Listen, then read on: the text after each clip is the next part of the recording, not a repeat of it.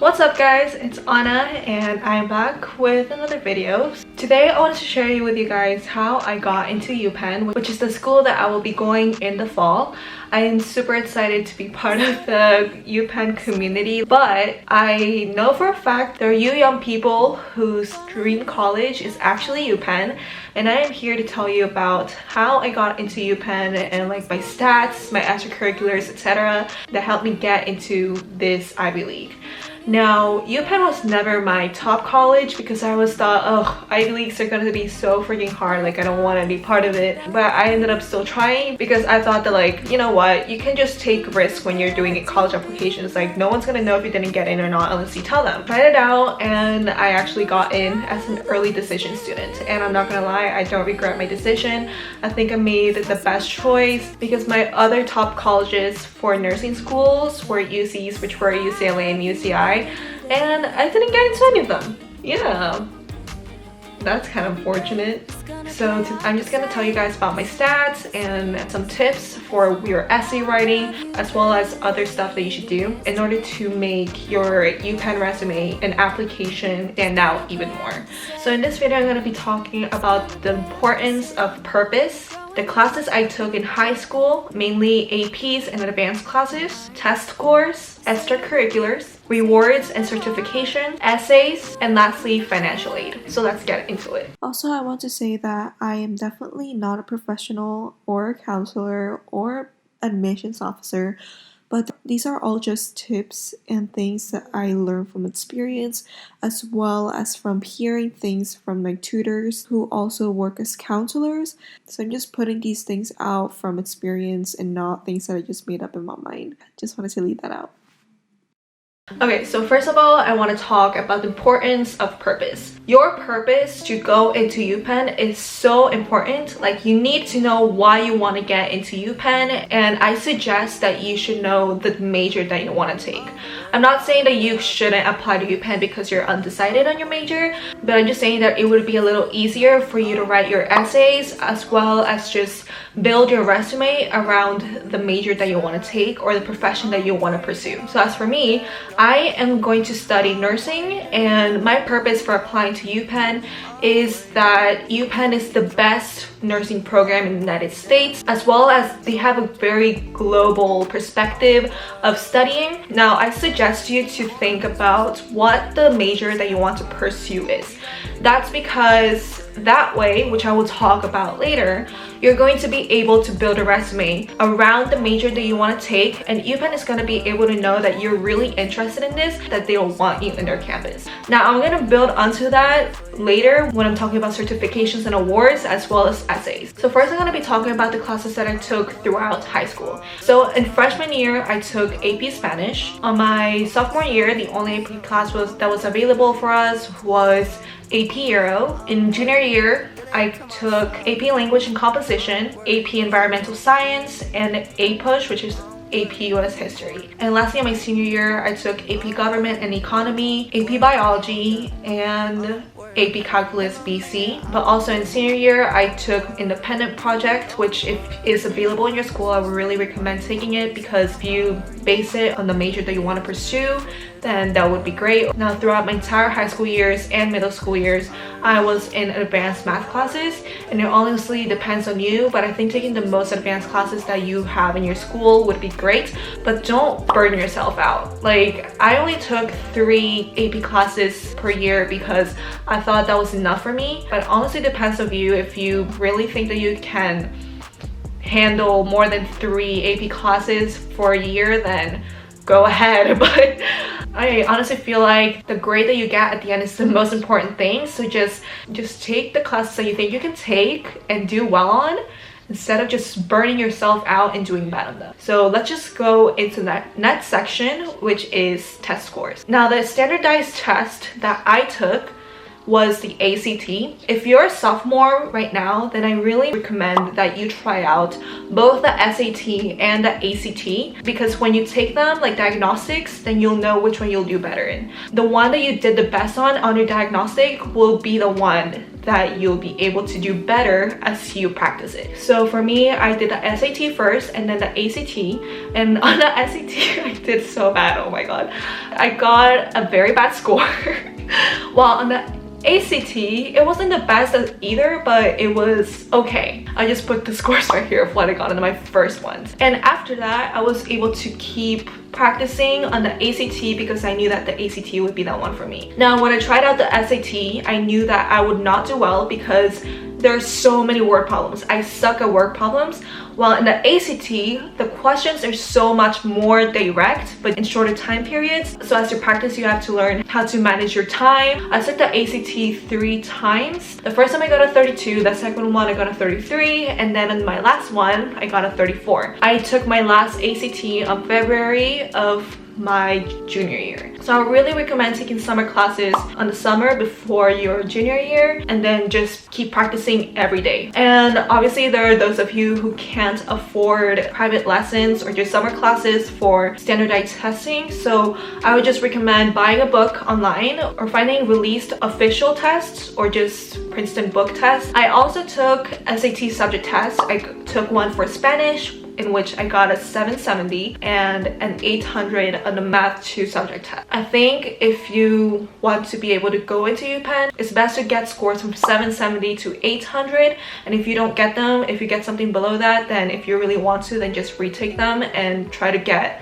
higher scores. At the end of the day, you don't have to send every score that you get, so just keep doing it until you have the score that you really want to send. Okay, next, so I'm gonna be talking about extracurriculars. I actually did not do a lot of extracurriculars in high school. I was mainly just part of a social justice group for youth. We would target a specific issue that is going around in our society and just combating it through social awareness. I think for UPenn and just like Ivy Leagues in general, it's great to be involved in social justice or having civic engagement as your extracurriculars, because it shows that you really do care about your community and you want to see change.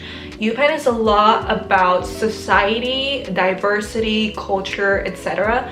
So if you really want to show UPenn that you're perfect in our campus, then you have to show them that you also have the capability to spread social awareness to everyone. So other extracurriculars that I was part of was just musical ones. I was playing cello for more than 8 years, I believe. I was part of like my school's choirs since sophomore year and orchestra since middle school. One of the main things that I believe is important for colleges is that you commit to your activities. If you commit to something, then they'll know that like, oh, this person is really committed to keep learning, keep growing their abilities. They'll be more interested in what you can do in their campus. When it comes to clubs, I was part of my friends' clubs and I did have officer positions. So if you have friends that have like legit clubs, then just ask them if you can have a position, whether that be vice president, secretary, blah blah blah, or even better, just make your own club. Just make sure that these clubs are not useless. Like if you want to make like a dance club, it's just for fun, it doesn't really show UPenn anything about your social involvement. Now I'm going to be talking about rewards and certifications. So as I said in the beginning, you have to have like a main idea of what you want to do in UPenn, like what you want to study or what you want to pursue as a career. This is because you can build around your resume with certifications and awards that are involved in that area of studying. For me, I am studying nursing and I was interested in nursing, so I took online courses on healthcare, on the healthcare system. I also did online classes for CPR, AED, first aid, etc., which shows that I was really interested in being in the medical field, and you can definitely find all of these things online. I took my CPR and AED classes on this website called the CPR Foundation, and as of my other healthcare courses, I took them on Coursera and Udemy. I very much recommend these two websites for online courses because they're really great and they can be for cheap because they have a lot of discounts, honestly, and they're gonna build your resume very well. As of other awards, I was part of National Hispanic Recognition Program, and that's because I was born in Venezuela, so I have a Hispanic ethnicity, and I took the PSAT in beginning of 11th grade, and I got a pretty good score, so I was recruited for that program. If you don't have a minority ethnicity, not including Asian, then it's gonna be pretty hard to get like a recognition program like this. But you can definitely find some, and if you study really hard, you will get some great opportunities out there, as well as just applying for programs online that will help you get awards and recognitions. I was also an AP Scholars, means that I got higher than 3s on all tests, I believe. And because of my extracurricular, I was able to get 200 plus volunteering hours, which got me a presidential award. So honestly, just volunteer a lot, guys. Like, you need volunteering hours, and then you can apply for a presidential award signed by the president and everything, and that will just be a great recognition for UPenn to know that you're really involved in your community. And the same thing goes to the congressional award, which you can just apply for online. And so honestly, like, when I look around like the students that got into UPenn with me this year, I'm like, how the hell did I get in? Because there are people that were like in the UN and all these great organizations that I was definitely never part of. I feel like even if you're not part of these kind of groups like the UN, you have an opportunity. Like, I had an opportunity too. Like, Global Initiatives Alliance is tiny, it's very small, like barely known. So just as long as you show like community involvement, then you'll be fine. Don't think that just because you haven't had the opportunity to be part of like a huge social group, you're not gonna have the opportunity to be part of UPenn, because you definitely, there's always a chance for everything, and there is always a miracle. Like, for me, my second to last topic for today is essays. Everyone knows essays are super duper important. Obviously, there are those people that don't write good essays but have very great scores and everything, so that's an exception. But for people like me, for my GPA, which was a 4.2 weighted and a 3.7 3.8 unweighted, the essays really saved my life.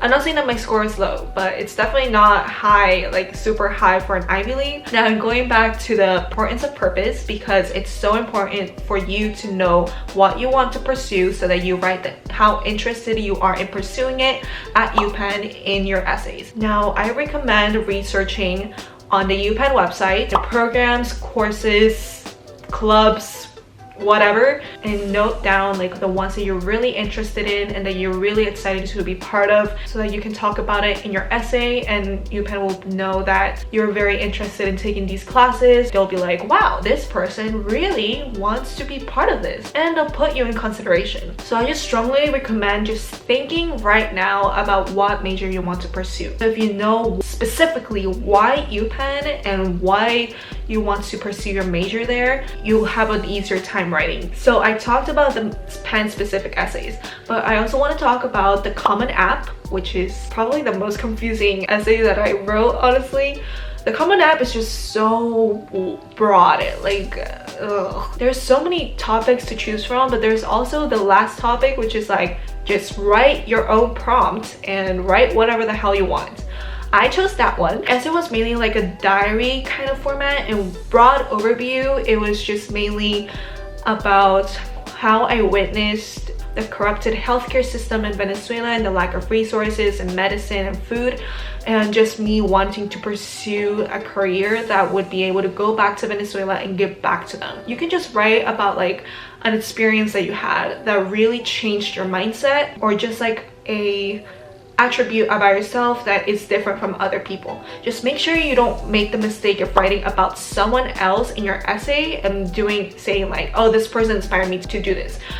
I don't recommend that, because it doesn't really say a lot about yourself. It doesn't say about what you did or your actions. So if don't write about your dad, or don't write about your mom or your grandpa or whatever. Just write about something that happened to you or something about yourself. So my last section for this video is financial aid. Financial aid was so important for me for choosing which college I'll be attending.